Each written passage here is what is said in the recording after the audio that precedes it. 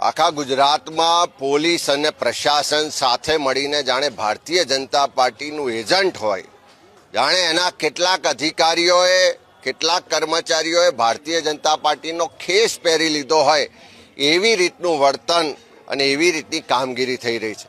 અનેક જગ્યાએ પોલીસના અધિકારીઓ એસઓજીના હોય, એલસીબીના હોય, કોંગ્રેસના ઉમેદવારોને ઘરે જાય છે, એને ડરાવે ધમકાવે છે। અનેક જગ્યાએ પોલીસના અધિકારીઓ કોંગ્રેસની ઓફિસમાં જઈ અને જબરજસ્તી યાદી આપો એવી માગણી કરે છે। કાર્યકરોને ડરાવવા દબાવવામાં આવે છે। અહીંયા કલોલની વાત હોય, સુરતમાં હોય, આણંદમાં, વાસદમાં હોય કે અનેક જગ્યાએ અધિકારીઓના નામ સાથે ચૂંટણી પંચને પણ ફરિયાદ આપી છે, ડીજીપીને પણ ફરિયાદ આપી છે, પણ તેમ છતાં એ અટકતું નથી।